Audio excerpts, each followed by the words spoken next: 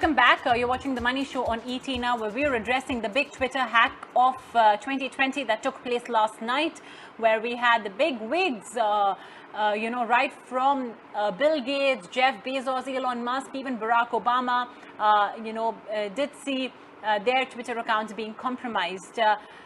Now, I'm sure it's left all of you all as well pretty jittery. What is the protection that you guys have in the event that something like this unfortunately would happen? Well, enter cyber crime insurance, a novel product that has been recently introduced, and this time around for retail individuals like you and me as well. Let's talk a little bit more about this. I have with me joining in on the show Manoj A.S., the Executive Vice President, Liability Head of Global Insurance Brokers. Manoj, really appreciate you giving us your time today on an extremely important and relevant day.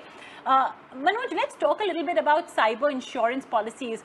There are some media reports that are suggesting that some insurance companies have seen a massive surge in inquiries for cyber insurance. Has that been the case with you as well? Are your clients as well inquiring about a policy like this? Yeah, thank you for the opportunity. So at this point of time, lots of requests from the customer side, because during the COVID season, the cyber attack which is on the rise, and you must have heard that last evening, which we have seen one of the worst breaches in the US, which is a social engineering attack, which they have taken handles from the employees.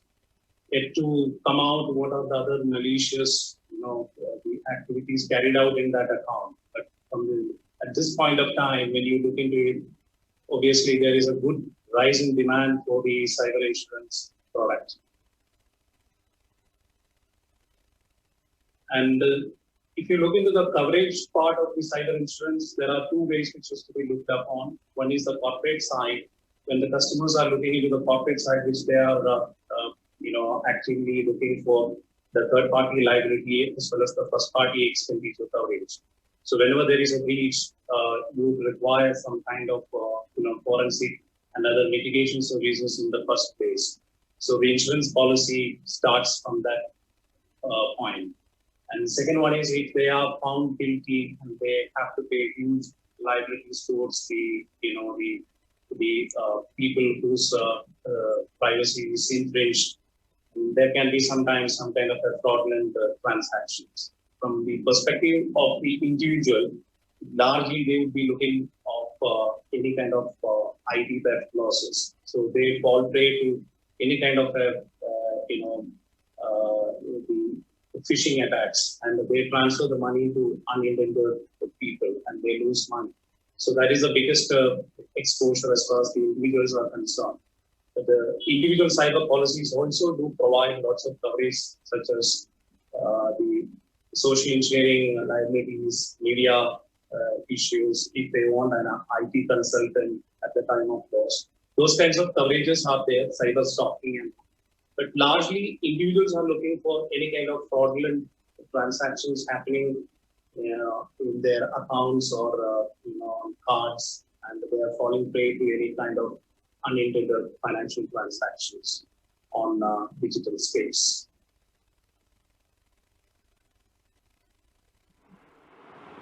Manoj, how do you determine, like you mentioned, okay, an IT consultant's expense quantifiable, legal expense quantifiable, financial loss obviously quantifiable. But when it comes to loss of reputation, etc., which is sometimes associated with, cybercrime, how does an insurance company, pay out something like this under this cybercrime cover, cyber insurance cover?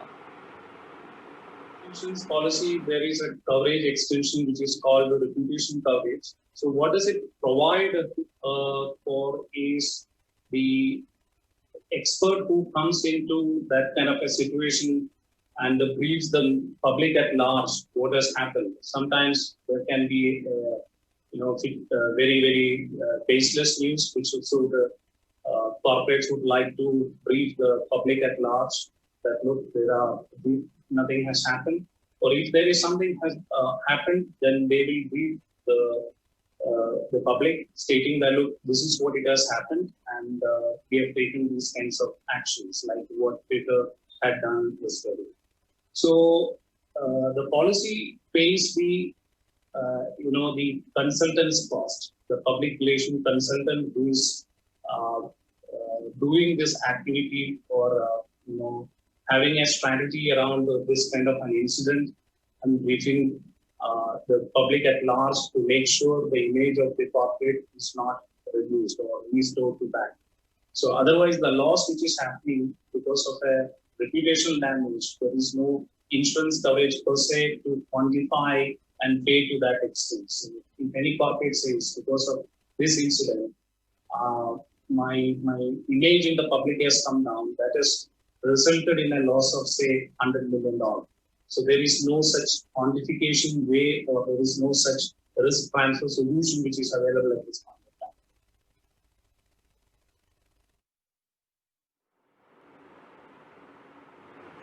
All right. What does the premium cost depend on then? Does the insurance company essentially assess how careful I am with, let's say, my passwords, or how tech savvy am I, Manoj? Yeah, premium depends on various factors. One is about the exposure, what the underwriters are going to underwrite. Exposure is depending upon what kind of security practices you have, what kind of data, in what industry which you are there, and which are all the territories you are exposed to. So that is one, the exposure is there, and market conditions. So in this kind of a time, say many of the underwriters, so they would be not very keen to underwrite any new risk because the exposure in a generic fashion which is very high. And what is the history of this account with respect to claims? Whether this company has seen lots of claims in the past. So these are all the factors to be considered to calculate the premium. So when the market is benign, so there are more solution providers out in the market. So you would be getting a very, very, very competitive rate. So, and one more thing is what kind of a coverage which you would require. So there are different kinds of coverage which are available in the market. So one corporate which they would like to have the most sophisticated coverage from a very mature insurance company, then obviously the premium, the scale will be comparatively higher compared to the other service provider. So these are all the factors which are to be looked upon to come to the conclusion what kind of a premium which would be there for the account.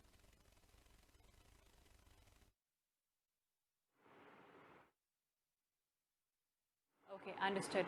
Manoj, really appreciate you giving us your time on such an important day, such a crucial one as well, when perhaps many may be feeling a little jittery.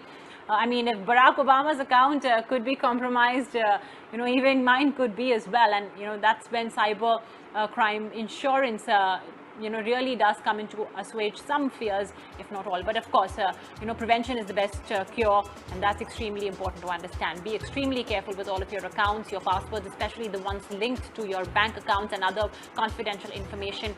The best way to keep it safe is to simply memorize it, not note it down anywhere else.